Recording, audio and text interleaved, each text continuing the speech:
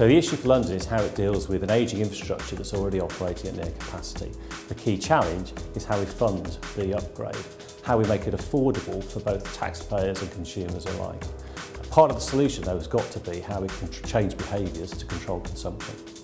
Integrating transport and land use planning has been part of government policy for over 20 years. In many ways, London has been at the forefront in putting this concept into practice. But it's an ongoing challenge because of London's increasing population growth. The systems we operate are already operating at peak capacity, and indeed the upgrades that we put in on the tube have been matched almost too well by an increase in the number of people using the tube. It's now 4.75 million a day, the busiest day last November, and it will continue to increase. Well, precisely because of London's success, the population is growing faster than any other time in history, and that's putting huge pressure on our public transport, which demand is expected to grow by 50% in the foreseeable future, and on house building. Well, the UK economy and the London economy are intertwined.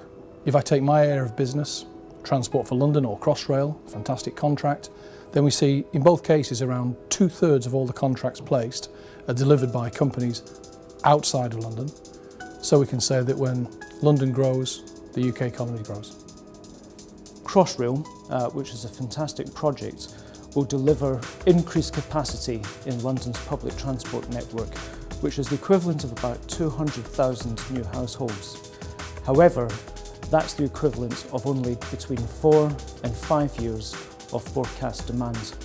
So it's really important that Crossrail 2 continues to gain momentum. Today in London you can actually buy a car in a showroom that's self-parking, just for an example. And here we are, sitting on the most complex railway probably in the world, and we're operating on a paper-based system. It needs to change. London desperately needs more homes. The Mayor's current target is to be building 42,000 new homes a year, but we think that's still too low. We think that we should be building at least 50,000 homes a year.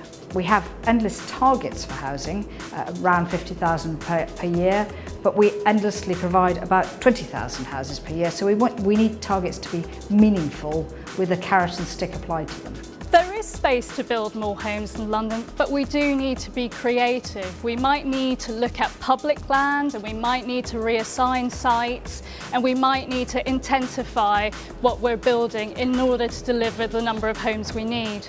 I think one of the things I've learned after being in major programmes for a long, long time is that programmes that start slowly tend to continue slowly and finish slowly.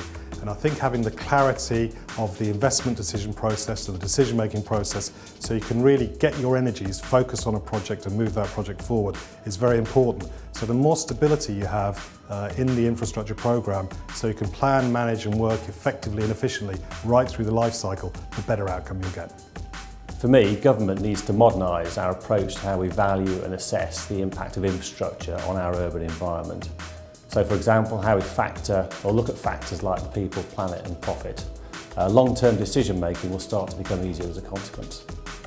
Well, for the next government, London is both an opportunity and a challenge. We need clearly to make a significant investment in infrastructure to keep pace with population growth. So we need a long-term commitment to a serious level of investment. That means both maintaining the current investment, but also enabling London to grow and produce the economic benefit that the whole country needs.